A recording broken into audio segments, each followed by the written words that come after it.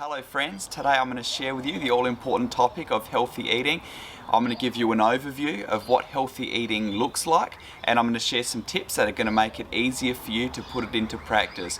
In an upcoming video, I'm also going to share with you exactly what I eat and what times of the day I eat. So be sure to hit the subscribe button below to make sure that you don't miss out on a thing.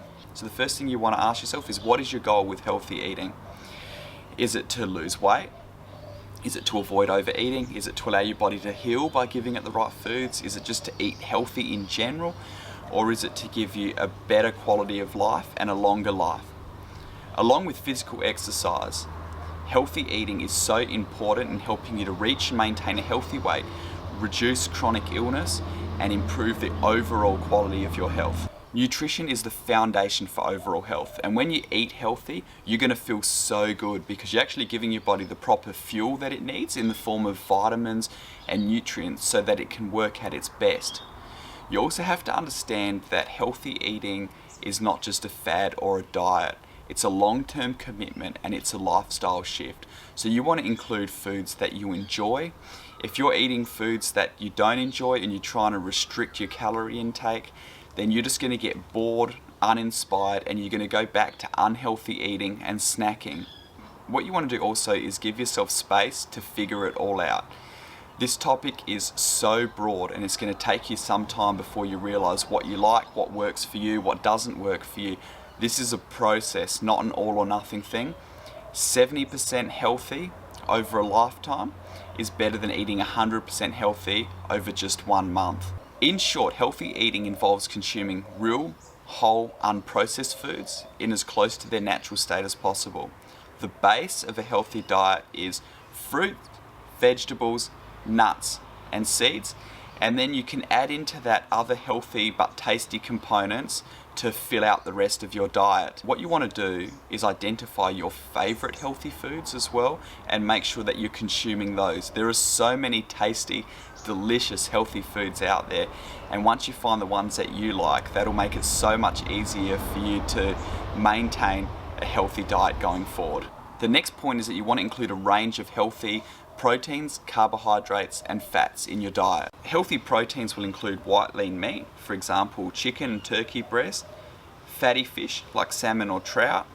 If you're vegan or vegetarian, there are plenty of other options. I actually use a plant-based protein powder in my breakfast shake. You can also have things like edamames, lentils, chickpeas, peanuts, almonds, and chia seeds. Healthy carbohydrates will include all vegetables. Some of my favourite are sweet potatoes, pumpkins, green beans, and beetroot. Whole fruits, including apples, bananas, and strawberries. Legumes like lentils, kidney beans, and all sorts of peas, including chickpeas. Seeds, which can include chia seeds, pumpkin seeds, and whole grains such as quinoa, oats, and brown rice. I also like to use buckwheat as well in my meals. Healthy fats include things like avocado, whole eggs, fatty fish like salmon, nuts. Some of the best ones include almonds, walnuts, and macadamia, and also seeds like chia seeds. Extra virgin olive oil is also a good option, but you want to make sure that it's first cold pressed. And for snacking now and then, dark chocolate can be a great alternative. Foods that you want to avoid are highly processed foods as opposed to slightly processed foods. So highly processed foods will include this, and slightly processed foods will include this. Highly processed foods are so highly concentrated in sugars and fats and salts, and as well as being unhealthy, they also make you lose the taste for real whole healthy foods. Something that you really want to avoid is artificial sweetness like sugar. These trigger the pleasure points in the brain and lead to addiction. This is where binge eating and emotional eating comes in. Remember, food isn't therapy, food is fuel.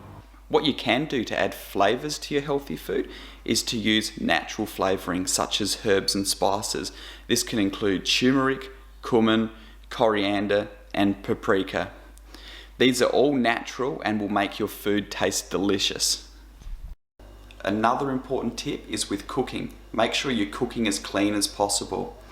So you want to be grilling your foods. When you're making vegetables, you want to be steaming them. That's how I cook them. And also, meal preparation is so important. Make sure that you're preparing once and you're eating 3 or 4 times.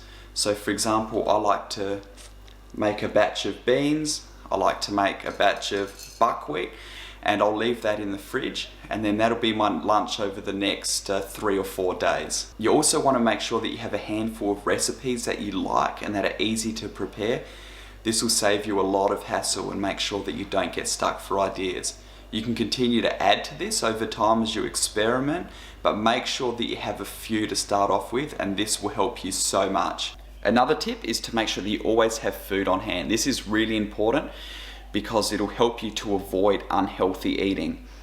So you want to stock your fridge with nice fruit and vegetables. Your freezer also, you can have frozen fruit and vegetables for when you just don't have the time to actually prepare and cook them.